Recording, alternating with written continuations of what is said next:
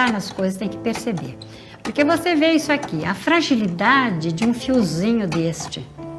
A fragilidade é sutil. Aí você pega uma porção de fios, se juntam aqui, ó, e torce, se unem. Agora arrebenta isso aqui. Este conteúdo é acervo para as pesquisas de nossas pós-graduações em Artes Manuais e foi apresentado no Congresso Artes Manuais na Academia. Essa é uma sessão de cinema. Ela vai acontecer em 2 etapas. A primeira etapa é aqui mesmo, Tecendo a Vida, documentário ainda inédito. Segundo vídeo, que é a apresentação de um projeto de Ribeirão Preto maravilhoso, de uma aluna nossa que está fazendo especialização no currículo dos trabalhos manuais na educação steineriana. Então, chama-se Fio Encantado, é um projeto social de arte manual como força sanadora, um relato sobre esse projeto que faz, sabe o quê, gente? Perucas para crianças, perucas divertidas para crianças que têm câncer. É uma coisa muito bonita. Então, vou convidar vocês para assistir, tomara que seja tudo certinho aqui. Assista.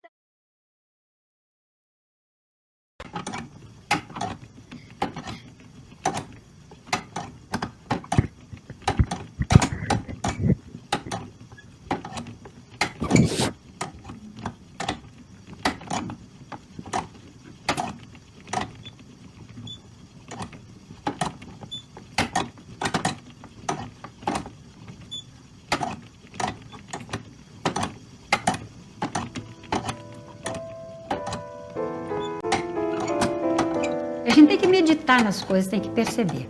Porque você vê isso aqui, a fragilidade de um fiozinho deste. A fragilidade é sutil. Aí você pega uma porção de fios, se juntam aqui, ó, e torce, se unem. Agora arrebenta isso aqui. Você não consegue arrebentar o fio, né? Eles se abraçam, se entrelaçam, se unem e formam uma potência. Fala para mim, não é uma lição de vida? Dada, comparando com a fragilidade, com a sutileza da lã. Se você ensinar isso desde pequeno para as crianças, não teria guerra. Isto aqui é um trabalho para filosofar. Tenho dito. A Zélia, aquela mulher, eu posso dizer uma delicadeza com as pessoas, uma delicadeza com ela, uma delicadeza com os filhos. Era tudo harmônico. Ela trabalhava assim numa harmonia, como se ela estivesse tecendo alguma coisa. Eu acho que ela teceu. Ela teceu uma família. Ela teceu uma história. Ela teceu ela mesma. Você imaginar uma mulher com 6 filhos começar a ser reconhecida por causa da tecelagem, a gente pode dizer assim, ela era aquilo que a gente diz poderosa. A Zélia sempre foi uma pessoa de grandes virtudes e ela sempre soube valorizar muito as coisas boas da vida.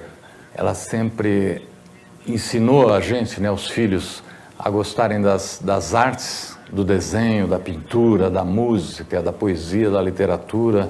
Era uma coisa assim que ela sempre passou muito para a gente, o amor pela vida e o amor pelas coisas boas e também pela educação. E minha mãe, desde que eu me lembre, desde as mais antigas recordações que eu tenho dela, de uma artista. Me lembro quando criança, nós brincando na sala, um pôr do sol, ela com a tela pintando uma paisagem daquele espetáculo do entardecer. E lembro também sempre de alunas, as alunas aprendendo diversas técnicas. Ela ensinou desde bordado, tricô, crochê, e quando chegou em Curitiba que ela se dedica na tecelagem artesanal. A minha bisavó, ela era uma tecelã artesanal, tinha um tear e fazia cobertas e acolchoados, esses trabalhos têxteis. Uma atividade que era comum, então, naquela época, que quase toda mulher tinha também, além de todos os afazeres domésticos, um deles era a produção do tecido. e das roupas para a família. Eu via minha bisavó fiando e tecer, descaroçando o algodão do descaroçador manual e fazia os fios para fazer as roupas. Criava as ovelhas, tosquiava, lavava a lã, cardava, afiava e tecia para fazer as roupas. E quando queria tingimentos, fazia com sementes, raízes e flores. As tintas, tingia para fazer as roupas coloridas. Eu aprendi a tecer e nunca mais parei. Estou até hoje contando história aqui e fazendo meus trabalhos e orientando as pessoas que querem aprender, né? Me parece que o artesão, ele é uma pessoa que guarda um tesouro. Em caso de pane geral do sistema, da sociedade, nós sabemos ou saberíamos começar de novo o processo. Por isso a importância de uma pessoa que traz de uma geração para outra o conhecimento. Nós, professores de arte, pois Dona Zélia foi uma professora de arte, embora não tenha se formado como tal, mas ela formou inúmeros professores, inúmeras pessoas que estão espalhando pelo Brasil e pelo mundo esse conhecimento.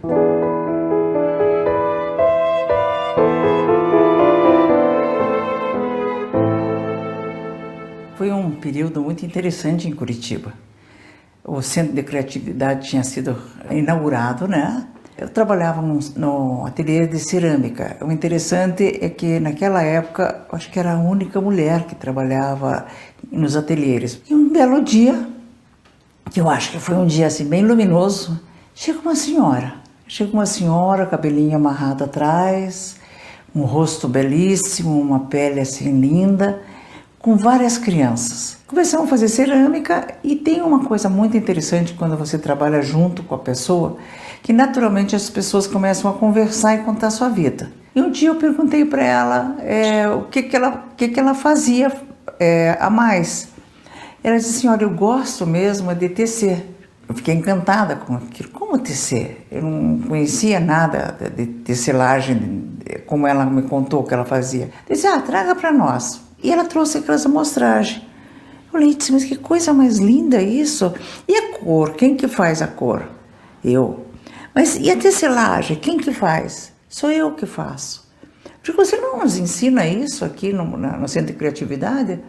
A gente cria um grupo e você começa a ensinar. Isso foi em 1977 e ela ministra um primeiro curso com um total de 22 alunos e esse curso teve bastante sucesso. E de repente ela foi virando uma referência, uma professora de tecelagem na cidade e formou uma geração de tecelãos lá.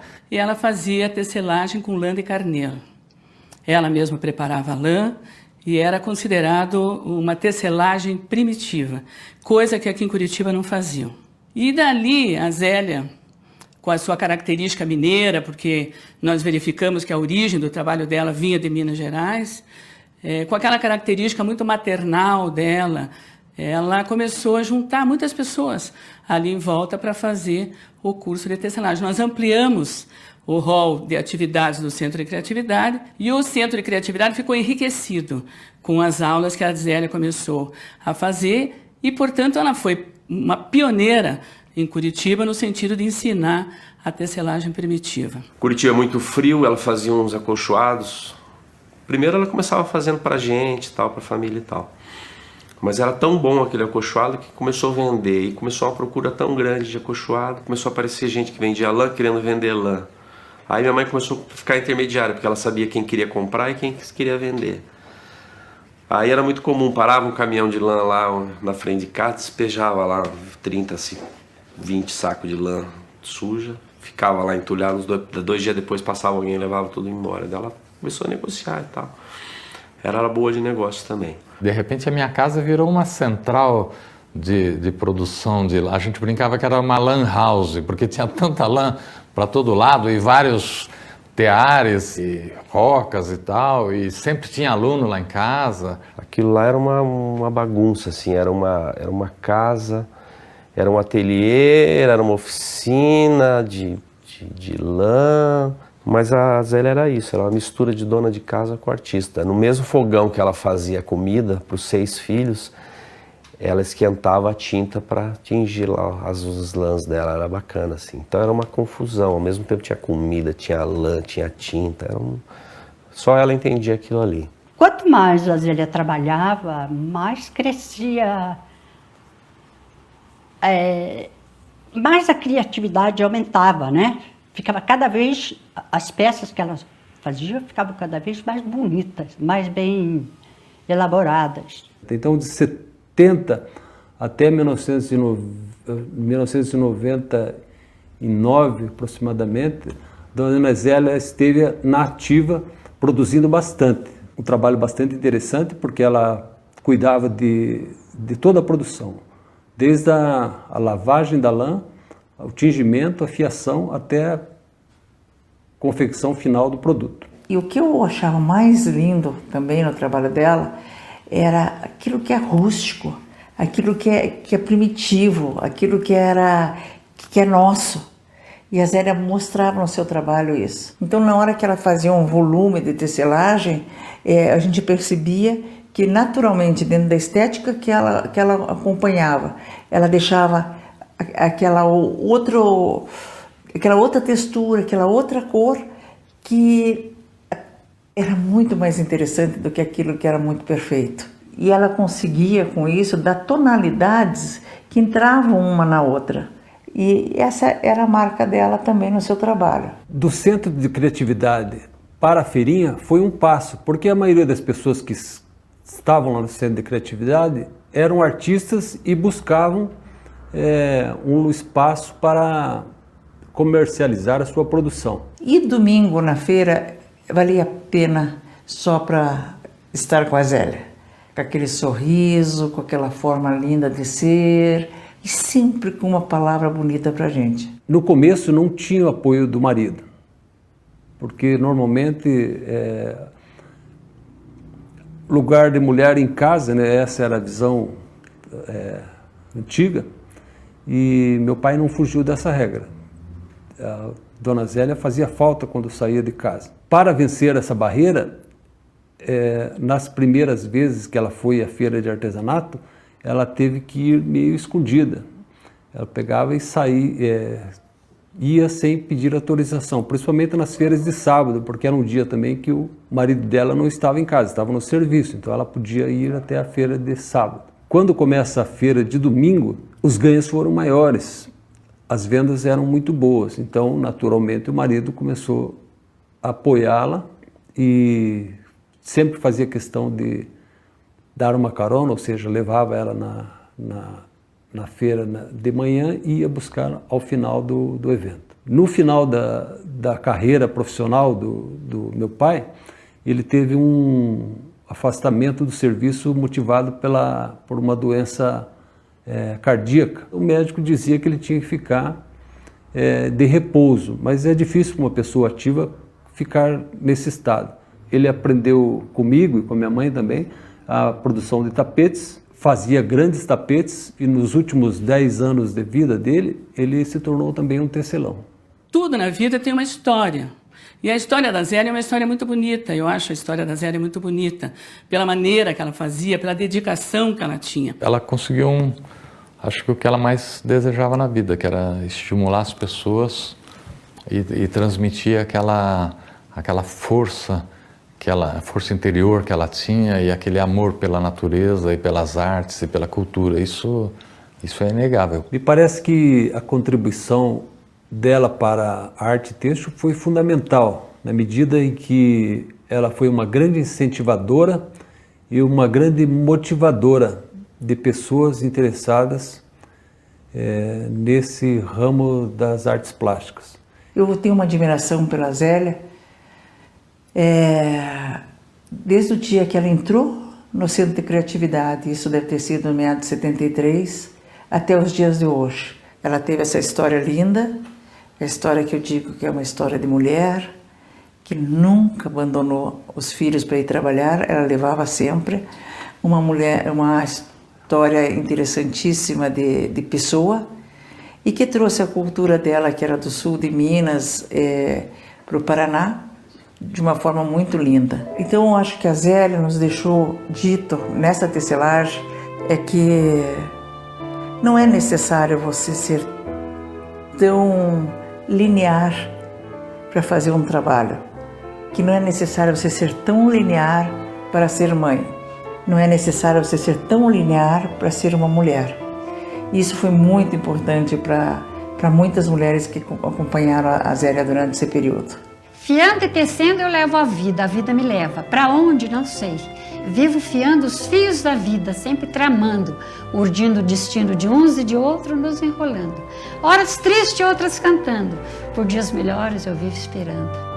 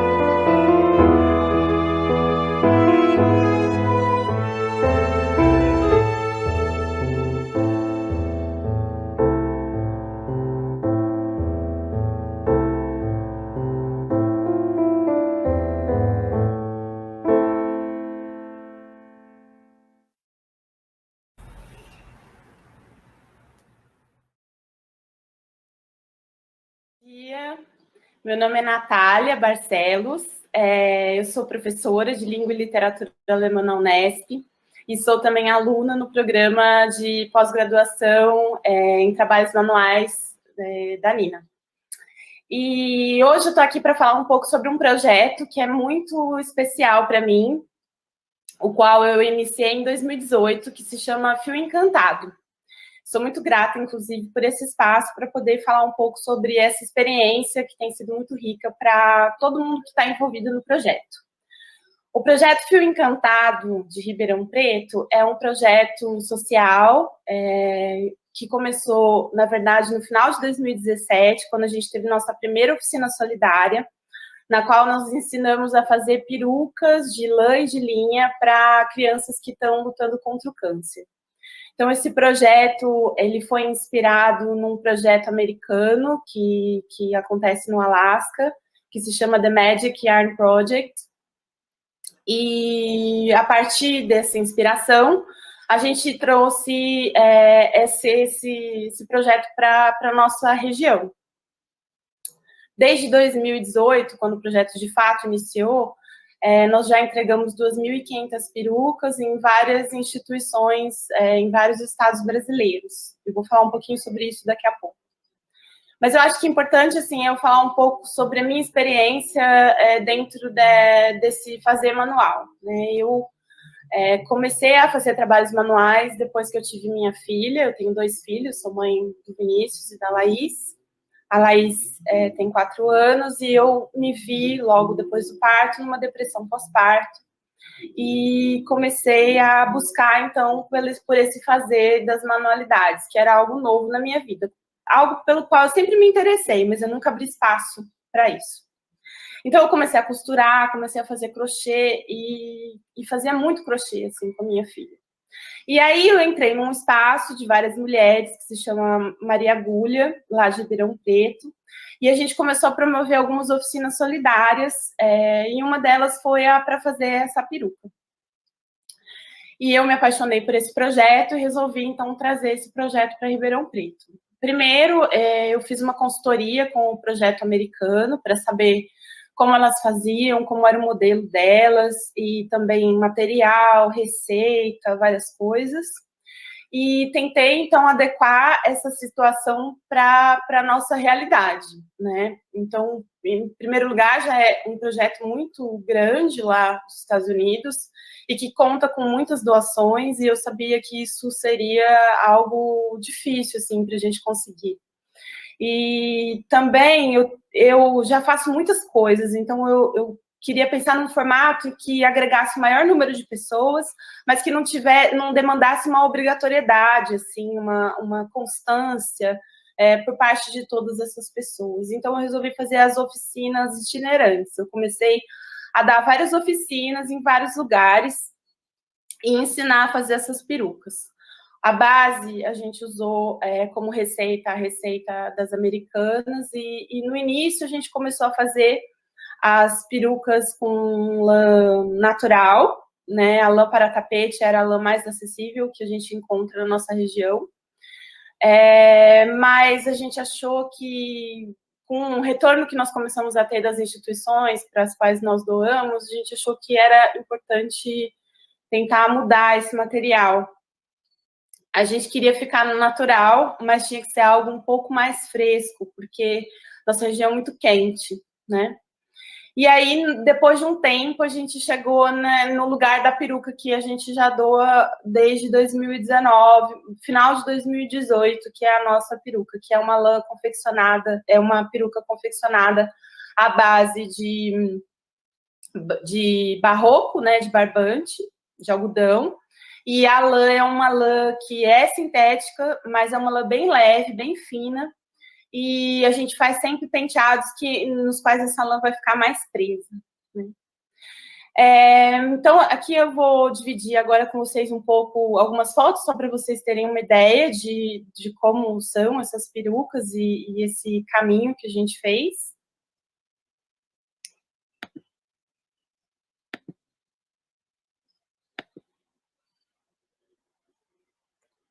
Então, essa aqui é uma peruca do início, né? Ela é toda feita em lã para tapete. Então, essa base ela é feita em crochê, em ponto baixo, e tem uma receita a ser seguida, que é uma receita, assim, média para uma cabeça de uma criança que é facilmente adaptável, uma criança menor ou uma criança maior. E a lã aqui.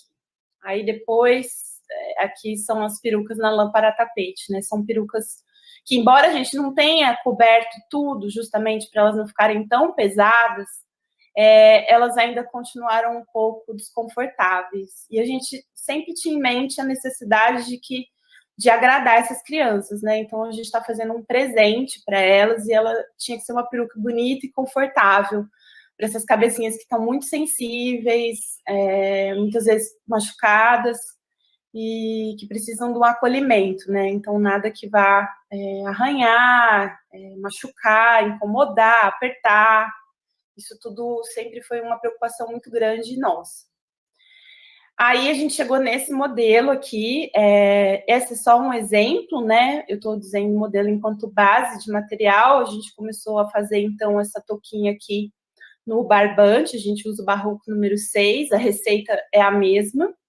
E aqui a gente usa uma lã simples, nesse caso a gente usou a lã molê, e nós começamos a fazer os penteados sempre presos, porque a lã não é natural, né?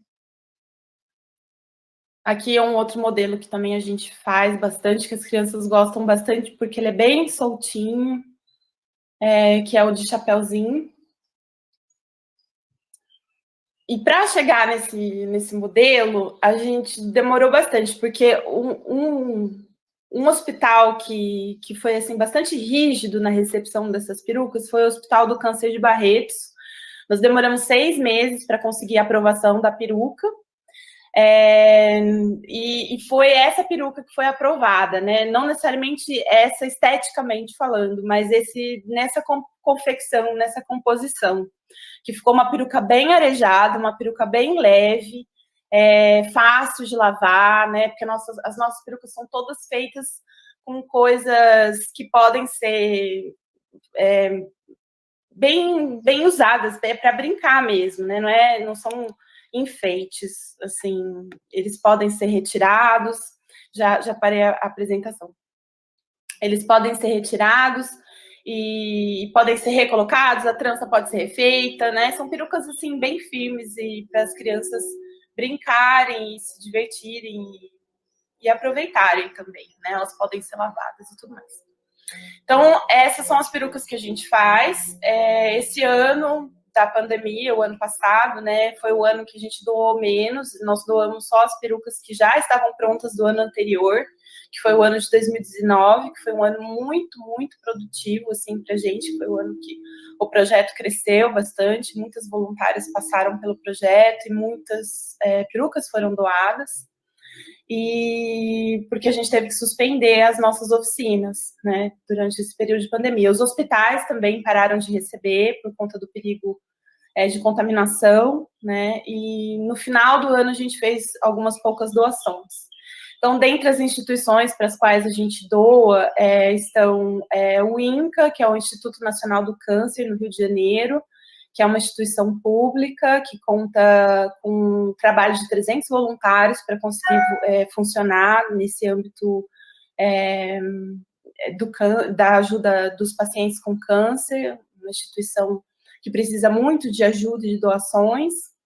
Nós doamos todos os semestres, assim, desde o início do projeto. Nós doamos para o Hospital do Câncer de Barretos, também diversas vezes, para o ITASSE, que é o Instituto de Tratamento do Câncer Infantil em São Paulo, também tivemos várias doações, o Hospital do Câncer de Minas Gerais, os grupos de apoio, né, as casas de apoio, então o GAC, que é o Grupo de Apoio à Criança com Câncer de Ribeirão Preto, a Casa Ronald de Jaú, a Casa Ronald de Campinas e outras instituições mais, né? Então, durante essas oficinas, como a gente passou a trabalhar, né? Todo mundo sempre podia entrar e podia sair do nosso projeto, né? Não era uma obrigatoriedade estar nas oficinas, e cada oficina era sempre aberta a quem quisesse participar. Nós contamos muito com o apoio de um espaço lá de Ribeirão, que se chama Casa do Artista, que foi onde muitas oficinas foram feitas. Mas a primeira oficina nasceu numa escola Waldorf, na escola Waldorf João Guimarães Rosa, e foi lá que o nosso projeto começou. Algumas voluntárias passaram a fazer só as toquinhas de crochê, porque gostam muito de trabalhar o crochê e já faziam. E nas oficinas, então, a gente monta a peruca, a gente já vem com todo o material, né? A lã, a toquinha, a agulha, as coisas que a gente vai precisar. Há voluntárias que fazem os enfeites, de crochê também, ou de pano, de tecido, e doam. E sempre a voluntária que participa da oficina, ela traz a lã ou ela doa a lã, de alguma forma. E assim a gente ia produzindo.